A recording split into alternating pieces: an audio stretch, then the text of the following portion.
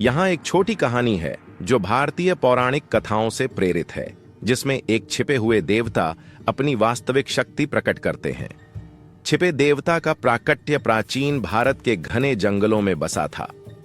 अमरगढ़ एक छोटा सा राज्य जो अपने शांति और समृद्धि के लिए प्रसिद्ध था, लेकिन हाल के दिनों में यह राज्य लगातार आक्रमणकारियों के भय में जी रहा था।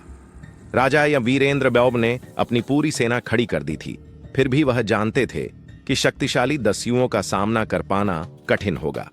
राज्य के ही एक कोने में एक साधारण सा चरवाहा रहता था, नीलकंठ। वह शांत स्वभाव का था, जंगल में अपने मवेशियों को चराते हुए भजन गाता और ध्यान करता। गांव वाले उसे साधारण मानव समझते थे, परंतु कुछ वृद्ध जन कहते थे कि उसमें कुछ अलौकिक था।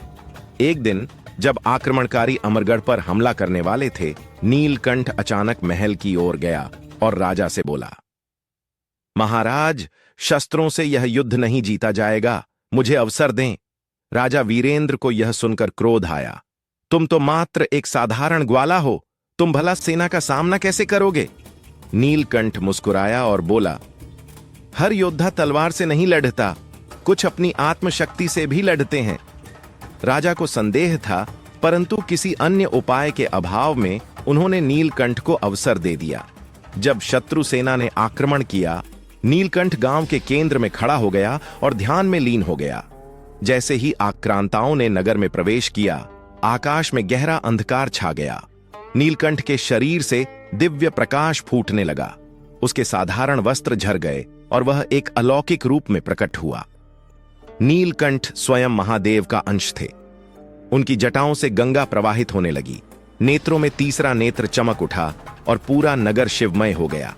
शत्रु भयभीत हो उठे। उन्होंने अपने अस्त्र उठाने चाहे, परंतु उनके हाथ झड्डियाच हो गए। कुछ ने भागने की कोशिश की, लेकिन भूमि ने उन्हें पकड़ लिया।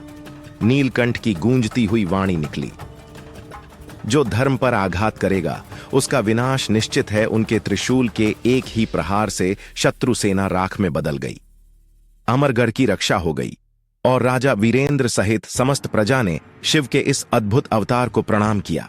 इसके बाद नीलकंठ पुनः अपने साधारण रूप में आ गए और जंगल की ओर चल दिए। किसी ने उन्हें रोका नहीं, क्योंकि वे जानते थे ईश्वर को जब तक आवश्यक न हो वे अपनी दिव्यता प्रकट नहीं करते। सत्य सदा छिपा रहता है, किंतु जब समय आता है वह अपने तेज से सब कुछ प्रकाशित कर देता है।